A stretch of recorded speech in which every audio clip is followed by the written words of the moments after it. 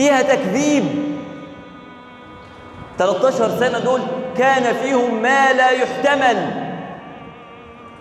ال 13 سنة دول كان فيهم رمي للنبي صلى الله عليه وسلم بالباطل بأنه ساحر وبأنه شاعر، حاشاه صلى الله عليه وسلم.